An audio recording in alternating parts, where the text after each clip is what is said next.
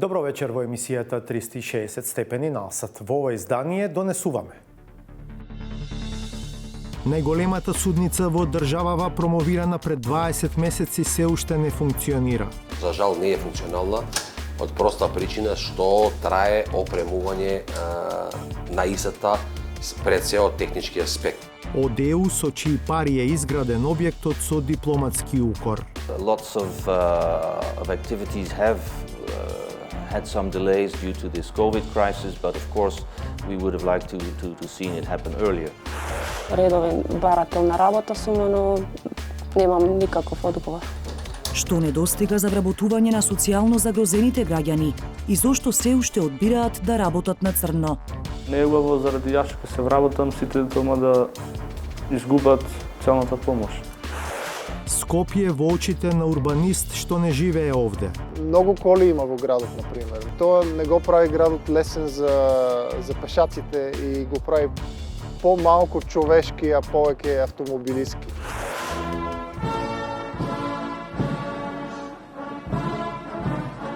Во Софија подготовки пред утрешната заедничка седница на владите на Бугарија и на Северна Македонија. Во некои интерпретација се велеше дека сега веќе нема 5+1 прашање, туку дека има работни групи.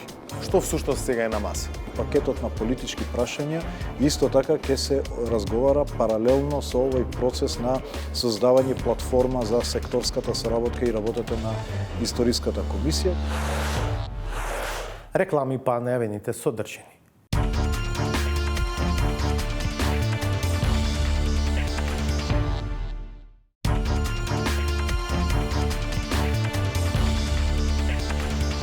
Вие сте со емисијата 360 степени.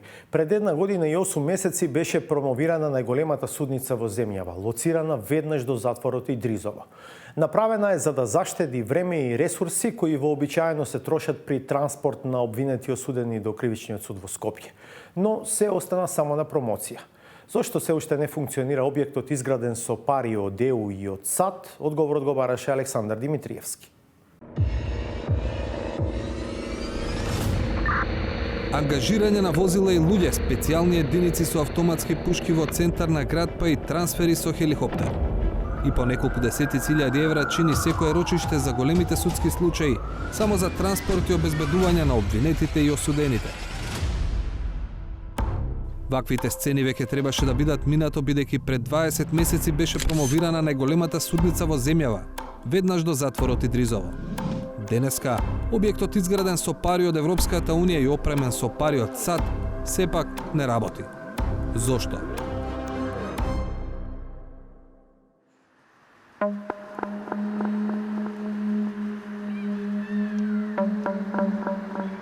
Овие згради пред распаѓање се дел од затворот Идризово. Зад прозорците престојуваат луѓе кои издржуваат казна досудена од судовите. Погледот од тие прозорци завршува на голема парцела на која има новоизграден објект, вреден 1,3 милиони евра. Парите за изградба ги дадоа граѓаните на Европската Унија преку ИПА програмата Поддршка за секторот правда. Во опремувањето помогна и даночните обврзници на Соединетите Американски држави, а намената на објектот е судница, и тоа најголемата во државата. Да, ова е судницата која е предвидена за во исто време да има 120 луѓе внатре. Што значи дека од тие 120 луѓе се вклучени и суди, адвокати, обвинители и посетители. Заради начинот како се одвива судењето, предвидена една преграда која треба да биде физичка бариера помеѓу судскиот дел и делот за посетители. Но на физичка бариера, маси и столчиња се чека речиси 2 години. До таков заклучок се доаѓа ако се спореди актуелната состојба со фотографиите од мај 2020 година, кога судницата ја промовираа представници од владата, обвинителството, судството и донаторите. Зошто нема мебел, прашавме на друго место, бидејќи нашиот домаќин немаше мандат да одговара на тие прашања, туку само да ни објасни на што се мислело кога е граден објектот. Например, дека во судницата има 4 влеза, со што се гарантира дека нема да има контакт меѓу јавноста, обвинетите, обвинителите и судиите. Ова е просторијата каде што се влегува со безбедносно возило во кое доаѓаат притворените лица во присуство на службени затворска полиција. Значи овде паркираат возилата, притворените лица во следени од службените лица од затворската полиција продолжуваат во дел каде што има ќелии за притворени лица. Во просторот за притвореници има келии и тоалета, целиот простор треба да биде под физички и видеонадзор. Но, тука се отвара уште едно прашање. Кој ќе биде надлежен за управувањето со објектот? Затворот или Скопскиот кривичен суд? Или, додека е јасно дека затворската полиција ќе се грижи за спроведувањето и обезбедувањето на притворените и осудените лица, не се знае кој ќе биде надлежен, например, да врши проверки кој влегува во судот или да го следи видеонадзорот. Нашиот домаќин не беше надлежен да одговори и на тоа прашање, па продолживме со обиколката на делот каде ќе бидат сместени судиите, обвинителите и адвокатите, кој е спротив влезот за тие на кои им се суди. Целиот овој коридор ги поврзува просториите наменети за судии. Комплетно со санитарен дел, чајна кујна која треба да обезбеди нормално функционирање на службените лица од страната на судии и адвокати. Дали некој од судиите од кривичниот суд кој што ќе судат тука предмет има дојдено да ги види условите во судницата? Јас искрено да ви кажам не сум имал прилика, иако сум целосно вклучен во ова, ние сме имале прилика и по наше барање да некои информации од кривичен суд да добиваме. Нормално сме добивале максимална поддршка од нив, меѓутоа физички досега се уште не сме добиле посета. Одвоени од судиите и од јавноста се и адвокатите во посебен коридор. Со него се затвора кругот и се враќаме на главниот влез, односно она што треба да биде чекална. Во овој дел, како што гледате, недостасуваат делот за столчиња и фотели евентуални. Ќе има од сето, тоа ќе биде опремено и ќе биде функционално. Кога веќе чим спомнавте?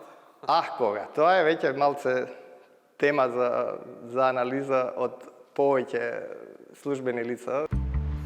Само неофицијално, причината што судницата не работи се 50.000 евра кои владата треба да ги вложи како партнер во проектот.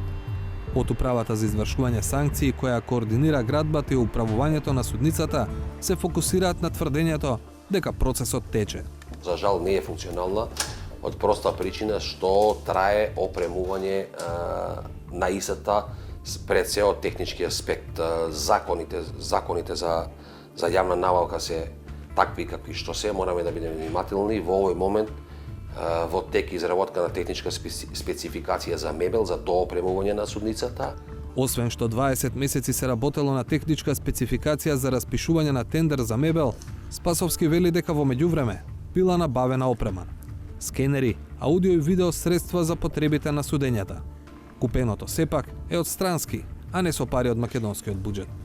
И додека надежите се дека мебелот ќе стигне за 2 годишнината од отварањето на објектот, се уште нема јасен одговор за други прашања. Например, дали судиите се согласни да патуваат и судат во Идризово. Не сум имал контакт со представници од кривичниот суд, односно од судиите кои ќе судат во таа судница, и не го знам нивниот став, меѓутоа ја го знам ставот на нас како управа за извршување на санкции, дека ова е многу сериозен позитивен исчекор во делот на правосудството од проста причина што судницата, како што реков и премалку, е во склоп на КП Дом Идризово. Тука е предвидено да се гради централен притвор, со што значително би се намалиле трошоци за спровод на осудени и притворени лица. 360 степени се обрати до кривичниот суд во Скопје. Прашавме дали имале состаноци со судскиот совет, управата и Министерството за правда, дали судиите се согласуваат да судат во Идризово, но и кој ќе биде надлежен за обезбедување на зградата, бидејќи судовите примарно ги обезбедува судска полиција. Во однос на надлежноста за безбедноста, судот ја префрла одговорноста кај управата. Морате да се обратите директно во управата за извршување санкции, со оглед дека и во однос на прашањето за транспорт и обезбедување на притворените или затворени лица кои се странки во судска постапка, надлежна е управата преку казнено-поправните установи, каде лицата ја одслужуваат затворската казна или притворот. За сите други прашања добивме одговор во кој, практично, се вели дека со управата разговарале само за одредени технички аспекти.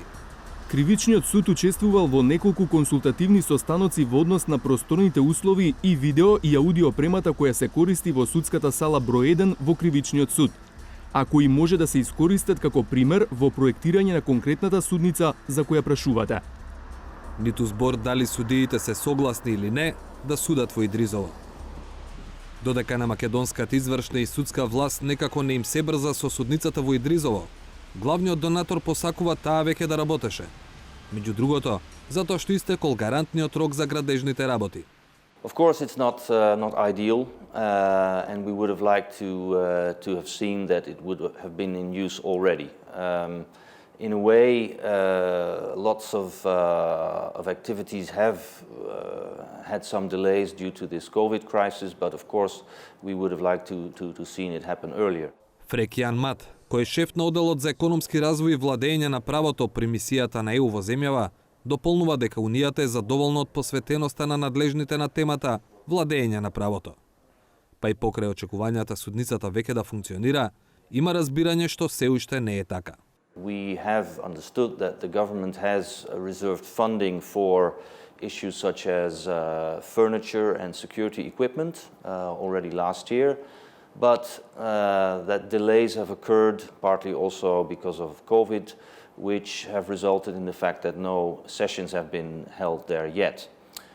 We understand we are in close touch with the authorities, with the Ministry of Justice, that this will be the case soon, and that in the first half of this year it's foreseen that it will be functional.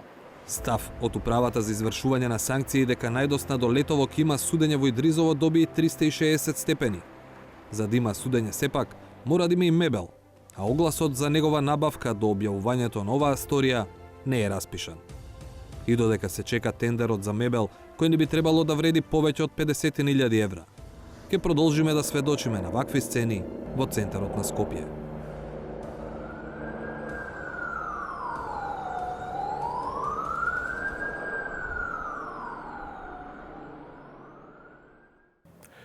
Утре во Софија треба да се одржи заедничка седница на владите на Бугарија и на Северна Македонија, како дел од новиот пристап во диалогот промовиран минатата недела во Скопје. Денешниот ден помина во подготовки за утрешното заседание. Во Софија е Владимир Мирчевски. Се случи првата отстапка од Софија за Скопје. Јавниот сервис Бугарската национална телевизија за вечерва во ударен термин најавуваше дека одново ќе го емитува документарниот филм насловен само затоа што беа бугари. Во филмот, произведен пред повеќе од 2 децении, се пренесуваат сведоштва за ликвидации на бугари во Македонија во текот на јануари 1945 година. Па коментарите што се слушаа во политички кругови овде во Софија беа дека БНТ очигледно ја саботира посетата на премиерот на Северна Македонија Димитар Ковачевски, па и новиот пристап што сака да го промовира бугарскиот премиер Кирил Петков. Но изненадувачки, доцна попладнето на официјалната веб страница на Бугарската национална телевизија БНТ ја снема најавата за овој документарец, а телевизијата објави дека во тој термин ќе емитува друг филм. Инаку, документарецот кој многу пати досега емитуван на БНТ зборува за еден јавно малку познат аспект од случувањата во Македонија кон крајот на Втората светска војна. Тука тие луѓе што се стрелани, всички беа българи и тие беа видни хора. Тези хора зашто ги убиха? Тие ги убиха само за тоа што беа българи.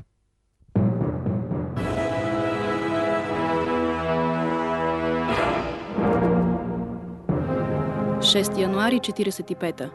Наричат ја крвавата Коледа, заштото не само тук, в околностите на Велес, но и Куманово, Скопје, Штип, Битолја и други градове на Вардарска Македонија са потресени од масови убиства, за които и днес малку се знае. Со темата од документарниот филм е поврзано едно од така наречените 5+1 прашање, она за бугарското барање за рехабилитација на жртвите на комунизмот. Во денешното интервју за бугарската телевизија BTV, министерот Бујар Османи потсетува на декларацијата што Македонското собрание ја донесе во 2006 година со извинување до семејствата на жртвите на комунизмот и вели дека државата сега е подготвена да ја реафирмира таа декларација, но и да дозволи пристап до архивите, отворање на поединечни случаи, па дури и нивно судско процесуирање, ако тоа го дозволуваат законите.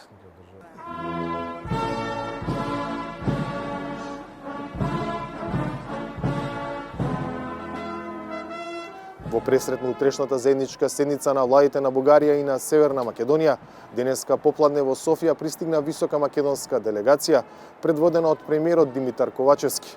Беше организиран дочек со највисоки почести на плоштадот Александар Невски, пошто двајцата премиери положија венци на споменикот на незнаениот јунак. Во Софија не допатува вице-премиерот Бојан Маричич поради тоа што имал позитивен тест на COVID-19, иако, како што напиша на Facebook, немал симптоми. Во функција на подготовка на утрешната заедничка владина седница се одржа средба на министрите за надворешни работи Теодора Генчовска и Бујар Османи. За незината содржина, но и за други поврзани теми, предмалку во Софија разговарав со шефот на дипломатијата Османи. Министр Османи, утре е заедничката владина седница меѓу македонската и бугарската влада. Денеска како најава, како претходница беше вашата средба со шефицата на бугарската дипломатија Генчевска. Како помина средбата и интересно е, бидејќи во соопштението од МНР се споменува дека сте разговарали за одговорите кои што во декември Скопје ги прати на 5+1 прашање, каква беше реакцијата? Ова беше подготвителен состанок, бидејќи сепак Министерството за надворешни работи ќе останат координатори на овој процес и во делот на политичките отворените прашања, меѓутоа и како координација и на работните групи. Така да беше важно денеска во пресрет на таа меѓувладина средба утре, денеска да ги поставиме насоките на самиот процес во смисла на календарот на средбите и во делот на политичките прашања, во делот на структурата на разговорите, за да може веќе во наредните денови да се почне и тој процес на разговори по однос на политичките прашања, односно така наречениот пакет 5+1. По промовирањето на новиот пристап во односите со Бугарија, значи со формирање на тие работни групи, имаше различни интерпретации за овој пристап во јавноста, во однос на така наречените 5+1 или 4+1 сега прашање. Во некои интерпретации се велеше дека сега веќе нема 5+1 прашање, туку дека има работни групи. Што всушност сега е на маса? Видете, работните групи се по однос на секторската соработка. Односно создавање на платформа за да може секторската соработка да добие една предвидливост. И затоа ги имаме 5 работни групи плюс дополнителна адхок работната група, вклучувајќи историската во рамки на оваа група. Меѓутоа, пакетот на политички прашања. Јас не би одел во однос на бројките 5+1, затоа што знаете, одговорот од декември беше 5+1+1. Така да релативно е дали е сега 5+1 или помалку, затоа ќе кажам пакетот на политички прашања, исто така ќе се разговара паралелно со овој процес на создавање платформа за секторската соработка и работата на историската комисија и тоа ќе се случи паралелно во рамки на разговорите на двете министерства за надворешни работи, кои што јас очекувам за наредните денови да се случи. Паралелно, значи, ако збориме, колку што ве разберам, збориме за два паралелни процеса. Тоа значи дека секторските работни групи ќе се состанат еднаш неделно по една работна група и тоа му доаѓа на секоја пета недела истата работна група ќе се состане повторно, во кој што ќе се разговарат прашањата на проектите, прашањата на подобрување на инфраструктурата, економијата, културата, образование и така натаму. Во рамки на овој процес е и работата на историската комисија, додека Министерството за надворешни работи паралелно ќе продолжат со разговорите по однос на отворените прашања во рамки на овој сет на политички прашања, наречен 5+1 или како. Значи тој формат ќе се продолжи понатаму. Тој формат ќе се продолжи, да. Во интервју за БТВ, мислам, одново го отварате прашањето за можни измени во составот на македонскиот дел на комисијата. Сега велите дека можеби треба да има таков сличен пристап и од бугарска страна. Јас повеќе го наметнав како тема за разговор. Бидејќи ние имавме одредени промени во составот и повеќе го отворив како дебата дека комисијата бара одреден тип на нов дух, нова свежина, без да преюдицирам дали тоа ќе биде промена на состав, дали ќе биде тоа промена во динамиката на средби, во структурата на средби, во пристапот. Едноставно, во разговорите со комисиите и они се согласуваа дека е потребна одредена свежина во нивното работење. Како што кажав, без да преюдицирам што тоа би било, сепак мислам дека од оваа временска дистанца од 2-3 години колку работи комисијата, имаме доволно искуство да може да направиме еден пресек, да направиме една рефлексија по однос на предностите и слабостите на досегашниот начин на работа, за да евентуално се даде нова свежина и нова динамика во процесот. Се разбира, сето тоа останува во рамки на законскиот основ, односно на договорот за добрососедство од 2017. Дали мислите дека од персоналниот состав на комисијата многу ќе зависи работата, функционирањето, па на крајот и епилогот од работата на таа комисија? Сигурно тоа е важен фактор. Јас сепак тоа го оставам на самата комисија. Знаете дека последниот член, кој што се уште не е одреден, јас, иако тоа е моја обврска да предложам на влада, јас го препуштив на комисијата, на претседателот на комисијата да предложи член, бидејќи тие најдобро ги знаат експертите. Не се мешам во внатрешната динамика на работење, меѓутоа се обидувам да ја отварам темата дека можеби од оваа временска дистанца може да учиме од одредени искуства за нивното работење, бидејќи за двете држави историската комисија беше ново искуство кога се создаде. Сега можеме да кажеме дека имаме доволно акумулирани искуство од двете страни да може да направиме пресек, па евентуално да продолжи на ист начин или пак да се внесе нова динамика. Меѓутоа, реков, тоа е повеќе отварање на дебата, на разговор, кој што ќе се случи во рамки на овој процес кој што го отвараме сега. Дали очекувате новиот пристап со Бугарија да даде резултат кој што треба конечно да го донесе епилогот, да биде кренато бугарското вето и во каков рок, да кажеме, сметате дека тоа може да се случи? Видете, ние влегуваме со намера надминување на разликите и деблокирање на процесот на европска интеграција. Ултимативно тоа е конечната цел на целиот овој наш ангажман. Влегуваме со добра намера за да го решиме ова прашање. Никој не може да преюдицира, имавме и не толку добро искуство во изминатиот период и кога бевме оптимисти и кога бевме помалку оптимисти, така да сега влегуваме со една нова динамика, со една нова структура, нов календар, ќе видиме што од тоа ќе произлезе.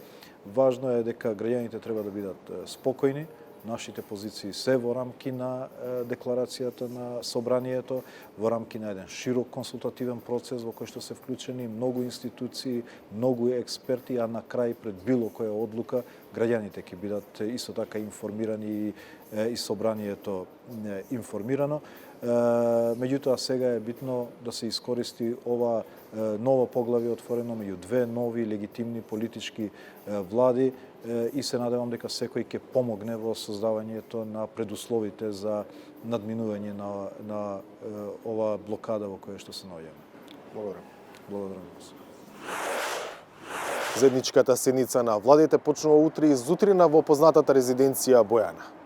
Од Софија за 360 степени. Владимир Мирчевски. Додека минатата недела во Скопје беше високата бугарска делегација, во градот сосема независно престојуваше уште еден гостин од Бугарија. Љубо Георгиев, архитект-урбанист, еден од авторите на проектот Визија за Софија. Беше дојден да го пренесе искуството од создавањето на овој стратешки документ за бугарскиот главен град. Главната негова порака е што и да планирате за Скопје, правете го тоа врз основа на реалните податоци и состојба. Со Георгиев поразговара и нашата Славица Филиповска.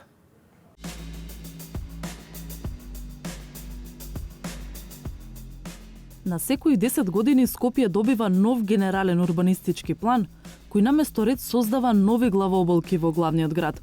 Во пресрет на донесувањето на планот за периодот 2022-2032 година, еве како градскиот простор моментно изгледа низ призма на урбанист и архитект кој не живее тука.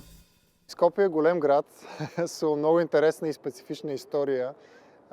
И мислам дека тука има многу развој, ама некои делови од тој развој не се били баш во правата посока. Много коли има во градот, например. Много место има за автомобилот и тоа не го прави градот лесен за пешаците и го прави по-малку човешки, а повеќе автомобилиски. Љубо Георгиев е бугарски архитект-урбанист, еден од креаторите на иницијативата Визија за Софија, чија цел е одржлив развој на бугарската престолнина.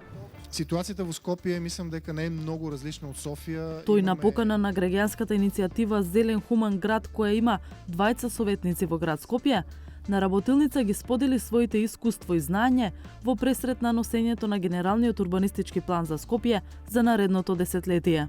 Аз сум тука со мојот колега да раскажеме за тоа што сме направили во Софија со создаването на визија за Софија. Тоа не е ГУП, а е нешто като први чекор преди ГУПот. И основно дискутираме зашто е важна таа визија и какво може да помогне тя за направата на един смислен ГУП. И основното ми послание е дека е много важно да се работи на базата на податоци, а не само мнение и авторитети, не аз мислам така, ти мислиш така, ами да се знае актуалното, ефективно, реално състояние на средината, на процесите и какви са тенденциите и да се работи во диалог. Как си представяме града, в който искаме да живеем заедно? Токму на овие постулати направена е долгорочната визија за развој на главниот град на Бугарија. Процесот започнал во 2016 година, а појдовна точка биле слични иницијативи во светски метрополи. Следувале стотици средби, хакатони, информации се прибирале од илјадници извори. Крајниот резултат е стратешки документ за Софија со етапна реализација до 2050 година, а минуване од локалната власт и финансиран од градската каса. Визијата за бугарската престолнина почива на неколку постулати: градот да е компактен, адаптивен и флексибилен во однос на демографските, економските и климатските промени. Меѓу другото, се подразбира и градот да ги знае и да управува со ресурсите што му се на располагање, но постојано да ги консултира и граѓаните.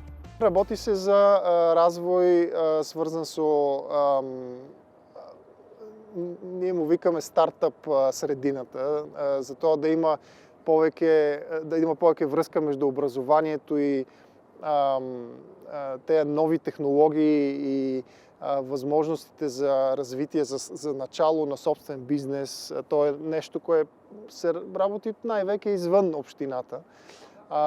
Исто има много работа по тема на съобраќај и последните неколку години има неколку нови услуги, кои са приватни услуги, например со коли под наем, такива дето можеш со телефон да ги отключиш, караш малко, заклучваш колата, оставяш я къде сакаш. То е приватна компания, която предоставя тази услуга. И много е важно дека визията на София започна като гражданска инициатива, тя обаче беше припозната от общината.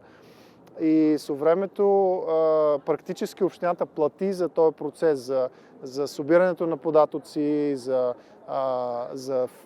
реклама, за включване, за состаноци, за ангажиране на експерти, за писането на анализи и изтражувания. И това беше много важно, защото институцията застана за тая идея и каза дека то е важно. Не е просто некоја мечта или некое свободно желание на некој активист. Това беше важно, но за съжаление до там и спре общината в София. За мен нямаше достатъчно сила и капацитет да структурирано и координирано да започне да изпълнява, да я реализира тая визия. Но все още е жива идеята. Не само е жива, ами аз сметам дека извън общината започна да се реализира визията. От невладински организации, от инвеститори, от приватни лица и така. Да. И след година и половина в София имаме локални избори, може да има нов шанс за реализация на визията, така мислам.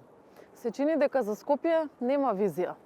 Дали мислите дека овој пристап на иден одржлив развој може да се примени тука и како?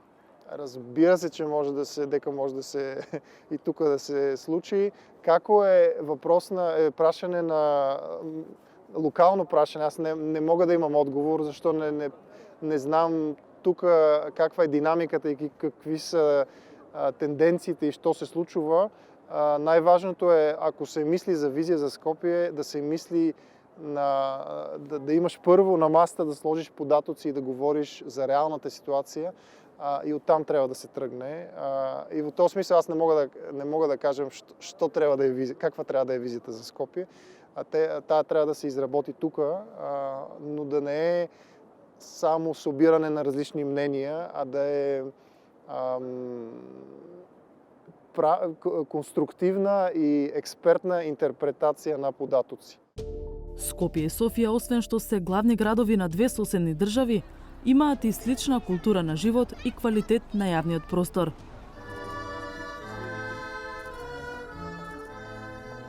Освен Георгиев, минатата недела во Скопје имаше и други гости од Софија, кои пак се зафатени со други теми. Вашата посета на Скопје, иако независна, се совпадна со посетата на бугарскиот премиер Кирил Петков, Да. но настрана политиката и историјата. Што е она што Софија и Скопје може да учат еден од друг во поглед на урбанистичкото планирање? Ами, урбанистичкото планирање гледа во иднината и оттам можем да започнем.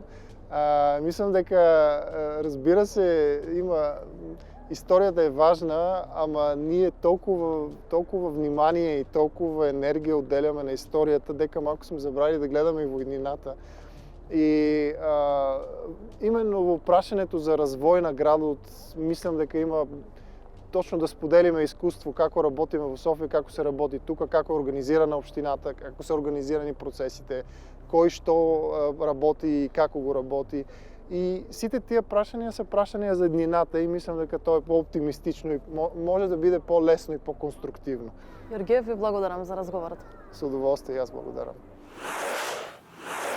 Големата реформа на социјалната помош од 2019 година, освен со тројното зголемување на надовестокот, беше промовирана и како проект кој активно ќе работи на извлекување на работоспособните од оваа категорија граѓани кон пазарот на трудот. 2,5 години подоцна, резултатите не се на нивото на очекувањата. Зошто? Од Ирена Каревска.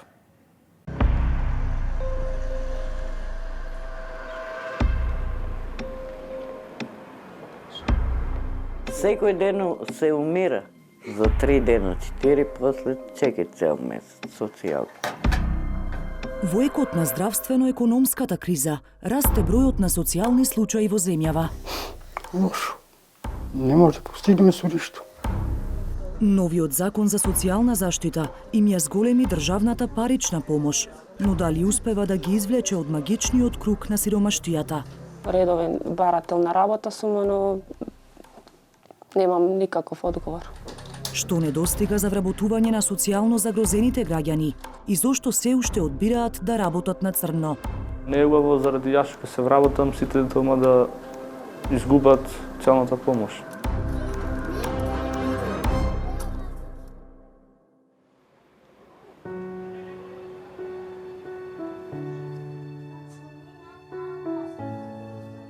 Четиригодишниот Џан од Делчево има една новогодишна желба. Па не пита. Дица, нема си. Кога ќе земеме социјалката, бе. Пали. Нема таки. Но неговите најблиски имаат други приоритети – да го преживеат месецот. Секој ден нервира се, тоа нема, она нема. Деца тражат се, баба. Ме боли душата. Нема. Семејството Мемедови живее од социјална помош од 7.000 денари месечно, според новиот закон, позната како гарантирана минимална помош или скратено ГМП. Но листата на основните трошоци за живот е поголема. Порано, пред да се покачува социјалката, живеехме со 2000. Ама исто така, исто е сега. Ако е покачена, многу скапија. Скапо е се. Продукти се. И нема живот. Во обид да обезбеди некој денар повеќе, Рамизе Мемедова на 50 годишна возраст завршила обука и неколку месеци работела како негувателка на стари лица. Но од годинава, вели, не може да работи, бидејќи за истиот ангажман и побарале доказ за завршено основно образование. 7.000, па доволно беше и јас да тргнам настрана за дрва, за... Друго е кога имаш приход. Со социјалка се не живее. Слична судбина дели и нејзината керка. Селма Шакирова неодамна останала без работа во текот на бременоста. Сега со нејзиното семејство живее само од додатокот за трето дете. Само мажот взимаше социјалка, за само него се взимаше. После се венчаме и укинаа социјалката, пошто имаме приход за трето дете. Тешко, пошто се треба, памперс треба, млеко треба, на тоа му треба, за друго нема. Ковид кризата пак им ги ограничи алтернативите за приход и од неформалниот пазар. Јас одех и кај жени по чистење, а сега не, никој те не вика, што има вирус. Кај ќе бараш, кај ќе најдеш работа, нема нигде. Кој ти вика денес? Идиш, дека ќе ме запосли 65 години, 66 години, кај ќе ме запосли он мене? Нигде. И да сакам да работам, не може. Но покрај ова семејство, во земјава има уште голем број социјално загрозени граѓани. Според статистиките на Министерството за труд и социјална политика, бројот на домаќинства што живеат од социјална помош од државата е во пораст. Ако во 2017 година имало околу 27.000 приматели, до 2021 година бројот е зголемен за речиси 10.000 нови домаќинства. Исплатата на помошта за овие семејства само лани ја чинеше државата над 46 милиони евра. За намалување на сиромаштијата и зголемување на ефикасноста на социјалните трансфери, во 2019 година беше воведена крупна реформа. Социјалната помош се замени со гарантирана минимална помош, која заедно со детскиот, образовниот и енергетскиот додаток ги зголеми приходите на овие семејства. Резултатот од социјалната реформа е многу значаен за 30.000 домаќинства или околу 120.000 граѓани веќе 3 месеци земаат социјална парична помош за 300% во просек повисока. Но освен зголемување на паричната помош, главна цел на реформата беше и корисниците да се извлечат од сиромаштија преку нивно вработување.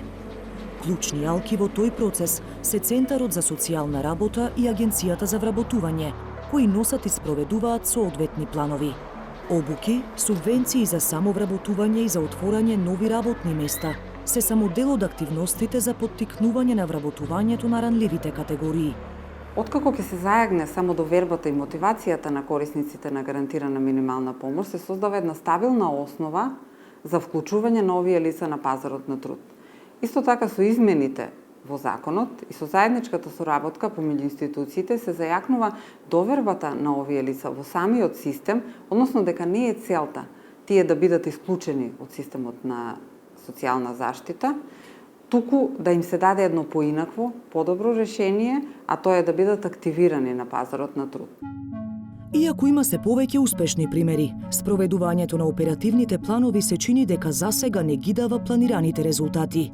Односно, со плановите годишно се предвидува за 1200 корисници на ГМП да се подготват индивидуални планови за вработување, со кои треба да им се овозможи да се вклучат во некои од мерките и услугите на активација на пазарот. Според статистиките на Агенцијата за вработување, од предвидениот годишен опфат, во 2019 година се вработиле 288 лица, а 173 лица биле на обуки и практиканство, за што им следува одреден паричен надомест. Во 2020 година бројката на вработени пораснала на 342 лица, додека лани биле вработени 444 социјални случаи, а 100 посетувале обуки и практиканство. Сумирано, за 3 години, од 2019 до 2021 година, се вработиле околу 1100 лица корисници на социјална помош од повеќе од 30.000 домаќинства кои користеле ГМП во тој период. Каде се останатите? Едно од најбитните нешта во самото интервју за работа е првиот печат. Додека институциите тврдат дека посветено работат на терен за вработување на социјално загрозените граѓани, нивната помош не допира до секој. Се пријавам секој месец, редовен барател на работа сум, но немам никаков одговор. Не те повикале од агенција за вработување? Не, од агенција ми немат повикано. 25-годишната Сајдие Салиоска од Прилеп има диплома за високо образование од Битолскиот државен факултет за информатички технологии, но досега не успеала да се вработи. Па помош бара од невладиниот сектор. Ги посетува работилниците за стекнување на работни вештини и пракса на коалицијата Сега. Бизнес секторот има помал слух за ваквите програми, но преку нашата програма се обидуваме да воспоставиме контакти, односно да направиме мечинг на нашите учесници со приватниот сектор. Такво искуство имали Алмире Миноски, но Јас бев на пракса како автоелектричар. За да се вработам, би сакал и јас, ама јас мислам дека треба повеќе време, подолго време искуство за да работодавачите бара искусни луѓе. Сакам и јас да се вработам, ама ќе ми треба помош. Според Нела Исмаиловска од коалицијата Сега, се уште е проблем тромоста на институциите, кога е во прашање за јакнувањето на конкурентноста на пазарот на овие граѓани. Сметам дека со ваквите програми ние имаме поголема промовираност, додека центрите за социјална помош не се трудат можеби доволно да ги промовираат своите програми со цел да им помогнат на ромското население и на ранливите групи.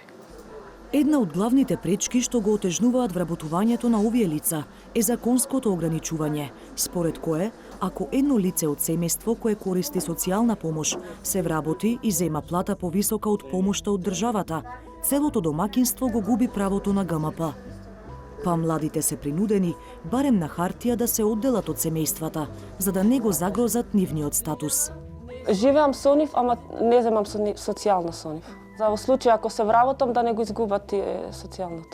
Например, со мене не се знаат и јас планирам и да се одселам од куќа. И сега јас ако се вработам и се одселам, а тие поради мене го изгубеа социјалното, мислам не е фер, не е во ред.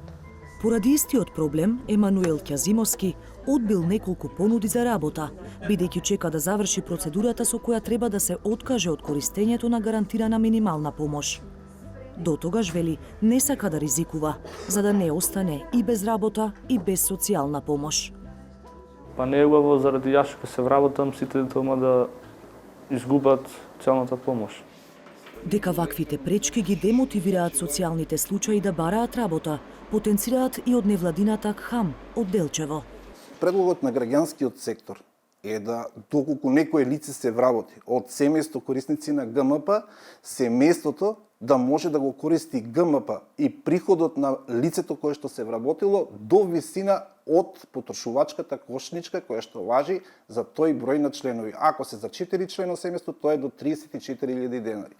И истовремено, веднаш да се следат и другите лица, да се потекнат од семејството, доколку се може и истите да бидат прилагодени на пазарот на труд, зашто поскоро да можат да излезнат од магичниот круг, од кој, верувате, тешко се излегува. Биковски потенцира дека во активацијата на пазарот на трудот не смеат да се заборават и повозрастните граѓани. Не можеме да ги изедначиме со младите лица од 25 години или 30 години, а да ги даваме истите поддршки или субвенции на самите работодавачи. Логично е дека работодавачот ќе избере лица кои што се помлади, кои што се пообразовани и на кои може да рачуна на подолг животен и работен век. 360 степени побара оценка за спроведувањето на реформата и од надлежните, Министерството за труд и Центарот за социјална работа во Скопје. Раководните лица на институциите одбија да зборуваат пред камера. Од Агенцијата за вработување пак уверуваат дека се посветени на подобрување на системот. Секој почеток е тежок. Се движиме во вистинска насока, се работи на градење на капацитетите од аспект на човечките ресурси. Исто така се вложува во обука на човечки ресурси, се вложува во технички капацитети, затоа што неопходна е и поддршка од технички аспект, за да имаме добар IT систем, кој што ќе може да ги даде потребните информации, така да со тек на време мислам дека ќе ги добиеме очекуваните резултати. За социјалната реформа да ја исполни својата мисија, Потребни се ажурни институции и мерки креирани според потребите на граѓаните. Само така би се прекинал кругот на младите во наследство да им се остава и сиромаштијата. Дотогаш единствена надеж останува гарантираната минимална помош.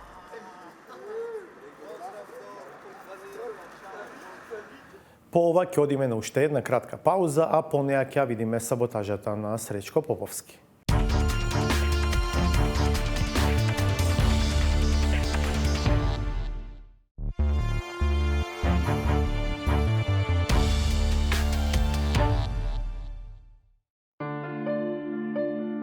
Исклучително нискиот професионален квалитет потпрена желба за профит со помош на шпекулации, полувистини и најчесто на дезинформации. Ескалираше со ставање живи и здрави луѓе на листата на заминати во вечните ловишта. Вистинско е само задоволството што постучените преселени имаат доволно ниво на разбирање, па се подготвени покрај предизвиканата непријатност да се пошегуваат на сопствена сметка. Сега сум воскреснат, значи сум вечен сега. емисијата. За разлика од тие, чии пулси натаму функционира со истата динамика.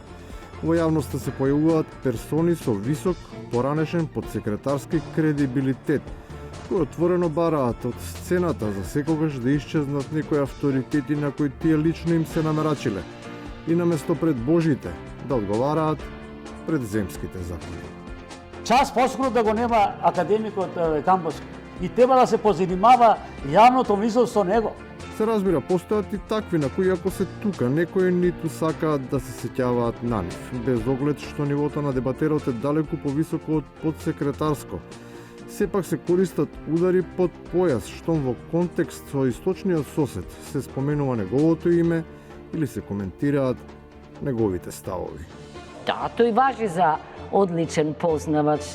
Помнам кога низ Скопските улици имаше дека би требало да се кандидира за градоначелник на Благоевград. Но скепса и неверица постои околу политичката живост на владеачката гарнитура. Многумина сметаат дека промена всушност никогаш не се ни случила, додека други имаат сериозен проблем да сватат дека тие се уште таму каде што се. Кога дошле СДСМ имале потреба на власт, Боже, се уште се на власт. Може би впечатокот е таков, бидејќи длабокиот победнички сон никако да стане јаве, не затоа што триумфот не се случил, туку затоа што некои, според впечатоците и покрај толку изминати години, се уште не сакаат да ги отворат очите и да се разбудат. Таа Марина Митреска што спие. И на крајот, оние кои што постојано се будни, посочуваат како на земјата најлесно да се остварат правата.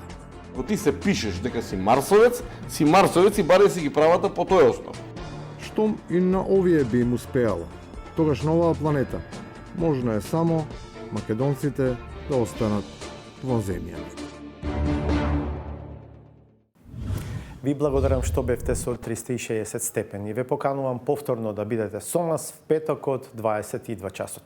Сега останете на алсат и погледнете ги вестите. Пријатно!